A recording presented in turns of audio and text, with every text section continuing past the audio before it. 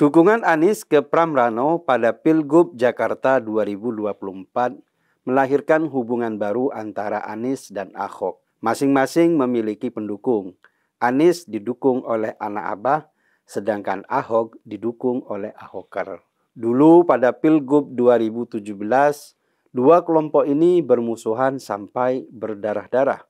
Pada Pilgub 2017, Jakarta menjadi saksi pertarungan politik yang melahirkan benturan ideologi, etnis, dan agama. Ahok yang saat itu menjabat sebagai Gubernur DKI Jakarta dikriminalisasi terkait ucapannya tentang Al-Maidah 51 yang menyebabkan dirinya akhirnya dipenjara. Di sisi lain, ada Anies yang didukung oleh koalisi oposisi yang berhasil meraup suara besar dalam pilkada dan akhirnya menggantikan Ahok sebagai Gubernur Jakarta.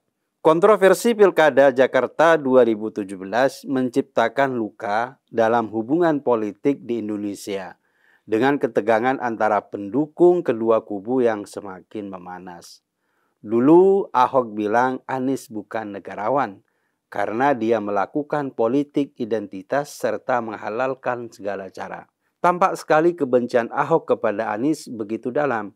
Sementara Anies selalu mengelak tudingan bahwa dirinya adalah pelaku politik identitas. Kini keduanya bersatu karena memiliki musuh bersama, yaitu Jokowi. Anies mungkin merasa kegagalannya untuk maju dalam Pilpres 2024 karena ada unsur Jokowi yang ikut cawe-cawe sehingga dia kalah. Sedangkan untuk Ahok, kebenciannya pada Jokowi bisa jadi merembes dari kebencian PDIP pada Jokowi.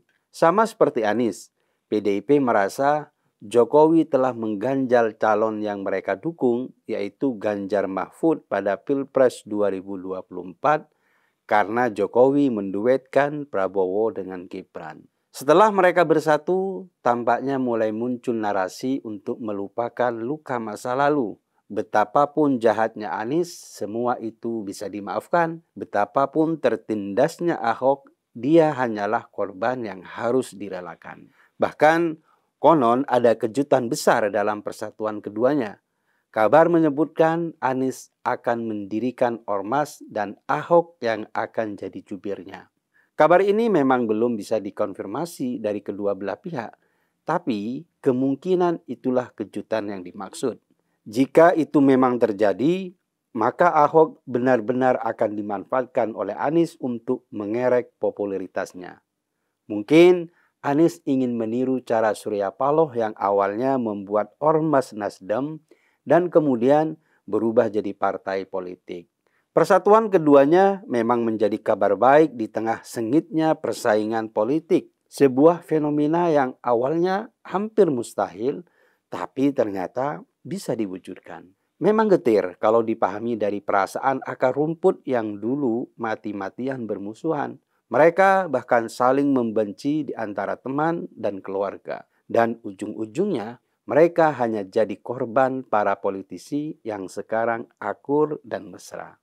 Namun ada satu masalah mendasar yang menganggap Jokowi sebagai musuh bersama.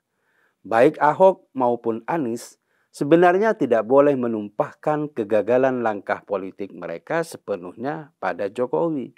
Faktanya, kedua tokoh ini memiliki jalan mereka masing-masing yang penuh dengan dinamika. Keputusan politik tidak perlu melahirkan dendam politik. Itu terlalu kekanak-kanakan. Ahok misalnya tidak bisa menyalahkan Jokowi atas keterlibatannya dalam kasus hukum yang menjeratnya pada tahun 2017 atau kegagalan PDIP dalam mengusung capresnya pada Pilpres 2024. Sementara itu, Anies Baswedan meskipun memiliki hubungan yang lebih kompleks dengan Jokowi, tidak bisa serta-merta menyalahkan Presiden atas kegagalannya dalam pentas politik nasional. Persatuan ini jelas membawa angin segar bagi Anies Baswedan yang kini tengah mencari jalan menuju pemilihan Presiden 2029. Sebelumnya, Anies ditolak oleh PDIP saat mencari dukungan dalam Pilgub Jakarta 2024. Anies tampaknya sedang merancang masa depannya dengan lebih matang untuk Pilpres 2029. Merapat ke PDIP adalah langkah strategis yang membuka peluang besar bagi Anies untuk mencalonkan diri sebagai presiden pada tahun 2029. Pasalnya, PDIP adalah partai yang memiliki basis kuat di kalangan rakyat dan dukungan dari Megawati bisa menjadi tiket emas bagi Anies untuk meraih kemenangan. Tapi bagi Ahok, lebih tepat kalau dia disebut sebagai korban untuk kesekian kalinya. Ahok selalu dimanfaatkan dan ditumbalkan demi kepentingan politik. Kombinasi Anies dan PDIP seolah-olah sedang mewacanakan politik balas dendam. Rasa kecewa yang mendalam karena kegagalan mereka dalam mengorkestrasi kekuatan politik nasional memicu ketegangan dan saling tuding, dengan Jokowi dijadikan kambing hitam atas hasil-hasil yang tidak memuaskan. Banyak pihak yang merasa bahwa kemenangan Prabowo Subianto dan Gibran Rakabuming Raka di Pilpres 2024 lebih dipengaruhi oleh cawe-cawe Jokowi ketimbang usaha politik partai-partai lainnya. Namun yang terlewatkan adalah kenyataan bahwa PDIP dan kekuatan politik lainnya gagal beradaptasi dengan perubahan landscape politik yang terus berkembang.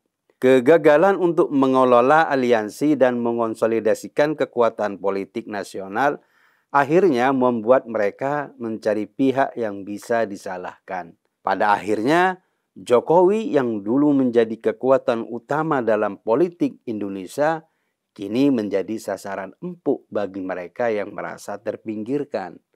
Mereka melupakan bahwa keberhasilan atau kegagalan dalam politik adalah hasil dari kombinasi berbagai faktor, bukan semata-mata karena tindakan satu individu. Politik balas dendam yang berkembang saat ini mencerminkan ketidakmampuan mereka dalam merancang strategi politik yang lebih matang dan solid.